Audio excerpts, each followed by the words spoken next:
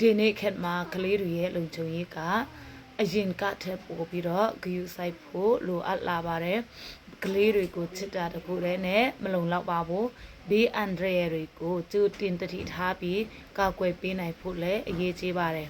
အိမ်နေချင်းဆိုတိုင်းလုံခြုံတယ်လို့မယူဆပါနဲ့ရင်းနှီးတဲ့သူဖြစ်နေတာနဲ့ကလေးအတွက်အမြဲတမ်းလုံခြုံတယ်လို့မဆိုလိုနိုင်ပါဘူးအသက်ငယ်တဲ့ကလေးတွေကိုတယောက်တည်းအပြင်မလွတ်ပါနဲ့အိမ်နာမှာကစားဖို့သွားတာလေးပဲဖြစ်ဖြစ်လူကြီးတယောက်ကကြည့်ရှုဆောင်ရှောက်ပေးနိုင်ရင်ပိုကောင်းပါတယ်ဖြစ်နိုင်ရင်ကြောင့်တင်နန်းအခြားလှရှားမှုတွေကိုကိုယ်တိုင်လိုက်ဖို့ကြို့ဖို့လုပ်ပေးပါယင်းဤပြည်သားသူလူသိများတဲ့သူဆိုပြီးတော့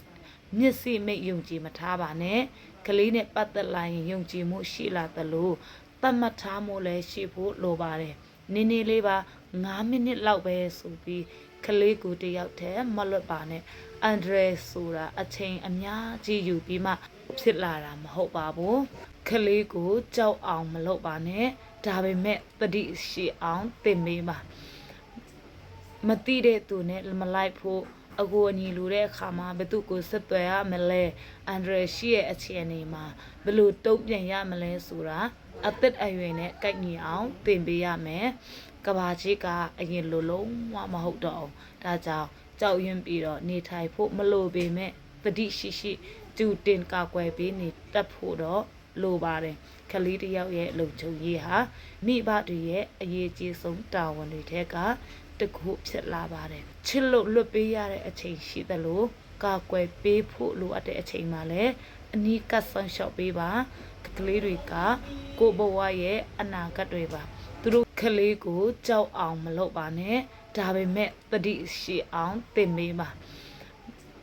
မတိတဲ့သူနဲ့မလိုက်ဖို့အကူအညီလိုတဲ့အခါမှာဘသူကိုဆက်သွယ်ရမလဲအန်ဒရယ်ရှိရဲ့အခြေအနေမှာဘယ်လိုတုံ့ပြန်ရမလဲဆိုတာအသက်အရွယ်နဲ့ကိုက်ညီအောင်သင်ပေးရမယ်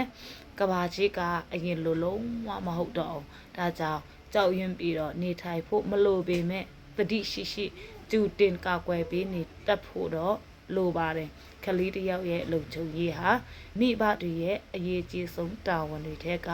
တခုဖြစ်လာပါတယ်ချစ်လို့လွတ်ပေးရတဲ့အချိန်ရှိသလိုကာကွယ်ပေးဖို့လိုအပ်တဲ့အချိန်မှာလည်းအနီးကပ်ဆောင်ရှောက်ပေးပါကလေးတွေကကိုဘဝရဲ့အနာဂတ်တွေပါသူတို့ရဲ့လုံခြုံရေးကိုဒီနေ့ကစပြီးပို့ပြီးတော့ဂရုစိုက်ပေးကြရအောင်